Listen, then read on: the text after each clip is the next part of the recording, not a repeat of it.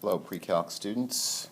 In this video, I'm going to finish up section 3.3 problems, starting at number 69.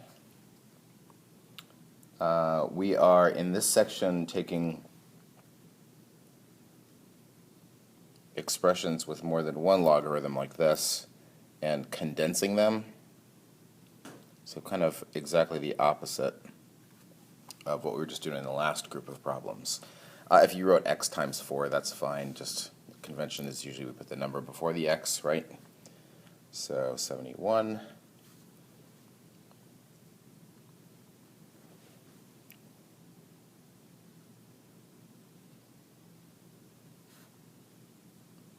We know that subtraction of two different logarithms, you can condense that into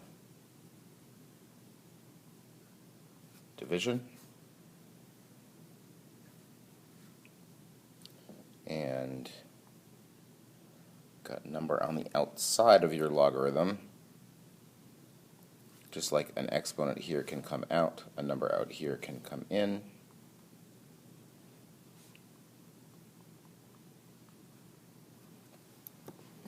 Like that. Same thing here. That exponent is going to come in.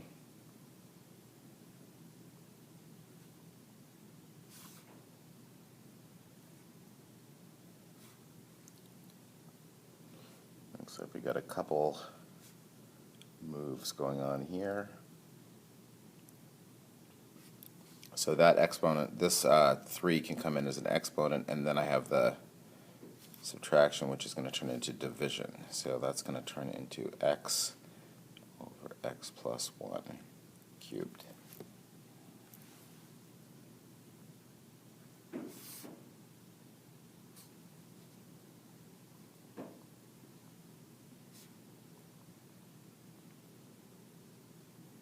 This just looks like subtraction of two logs turning into division.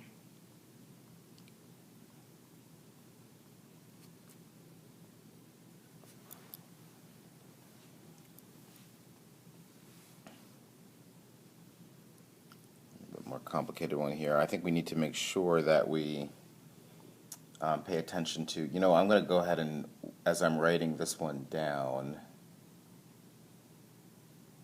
well, no, never mind. I take it back. I was going to distribute that -2, but maybe I'm not. I think you could do it that way.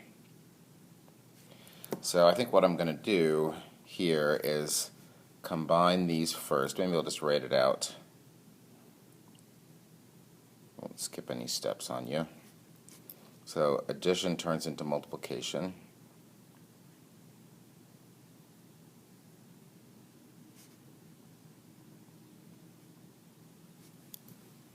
Would be that.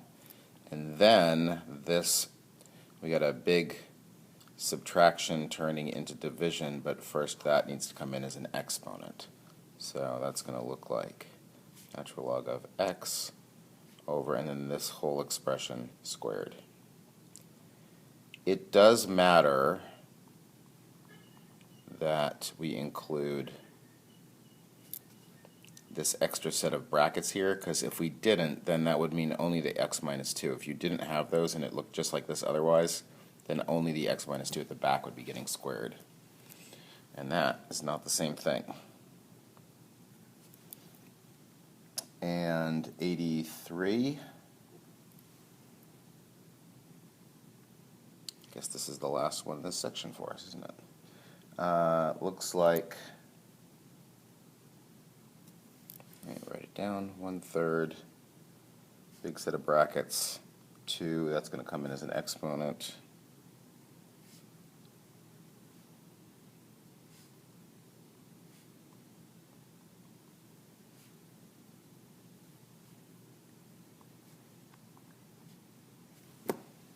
Right? Okay, so this has to come in as an exponent here, and I'm going to have that squared times x on the top, and then x squared minus 1 on the bottom. And then that entire thing is going to be raised to the 1/3 power. So if you didn't get this one on your first pass and you're watching this video, you should pause it for a minute now and try to do this. Try to write out what I'm about to write out here, right? This is going to come in as an exponent times that divided by that, and then that entire expression inside the natural log is going to be to the 1/3 power. Did you pause?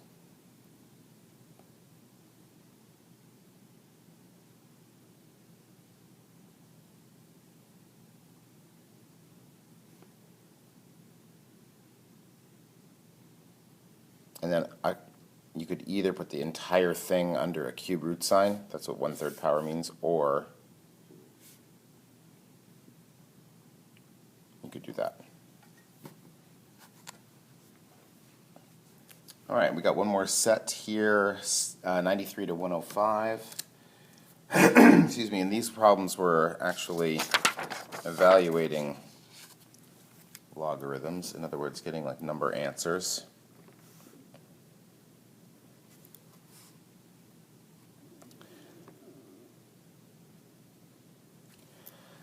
So again, I know I've said this a million times now in class, in the notes. What we're thinking here is, what do you have to raise 3 to get 9? What do I have to raise this number to get this number?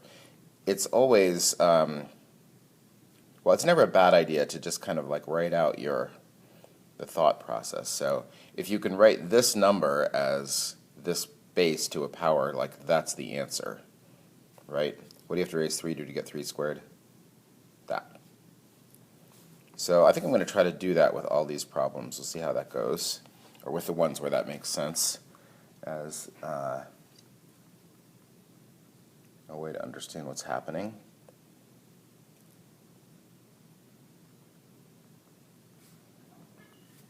So if I'm trying to get these numbers to match up so that my answer will just be there, I might recognize 16 is 4 squared.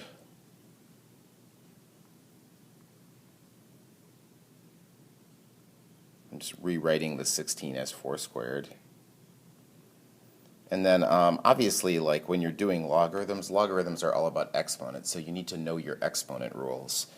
In this situation here where we have power and then that's being raised to another power, the rule is we multiply these.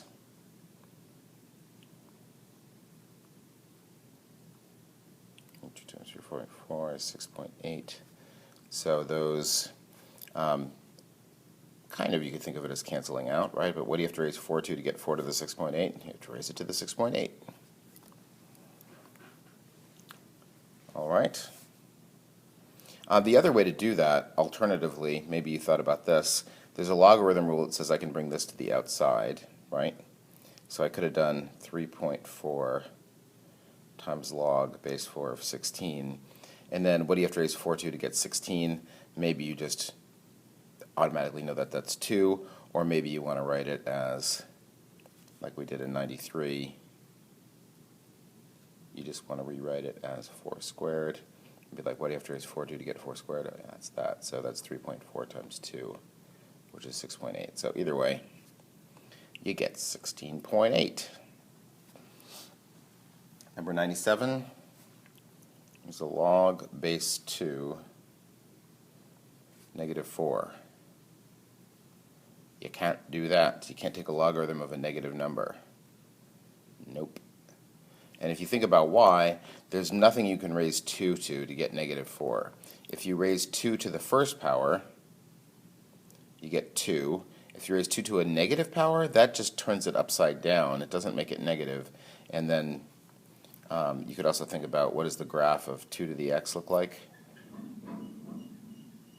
Earlier in this chapter, it looks like this. Notice that there are no negatives. There's nothing you can raise 2 to get a negative number. That is a horizontal asymptote that does not get crossed.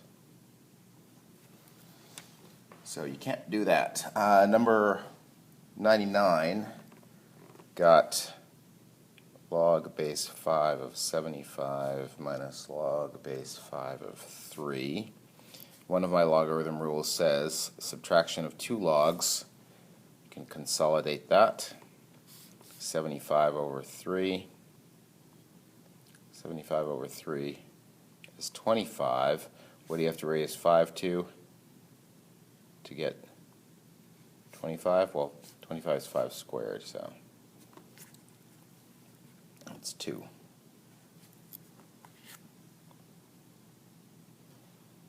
Number 101. Natural log of e cubed minus natural log of e to the 7th. Two different ways you could go about doing this one. I'll show you both. One of them would be to use bring the exponent to the front.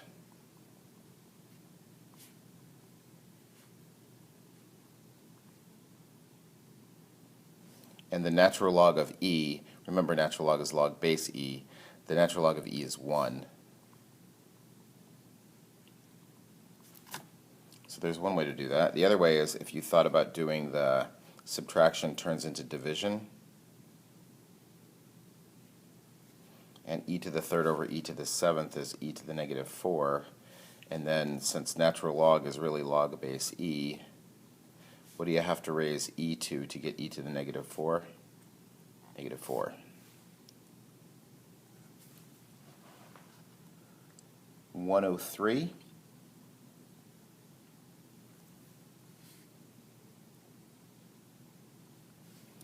Natural log of e to the 4th is 4. Times 2 is 8. The other way would be to bring that in as an exponent. That turns it into e to the 8th. You need 8. Either way. Either way. Either way. Either way. Get it? It's a math joke. 105. Got natural log of 1 over the square root of e. I think the best way to do this is just to recognize how you could write e to the whatever power. Like this is going to be e to a negative power because it got flipped to the bottom of that fraction, and square root, that is the 1/2 power. So the natural log of e to the negative 1/2. What do you have to raise e to get e to the negative 1/2? Negative 1/2.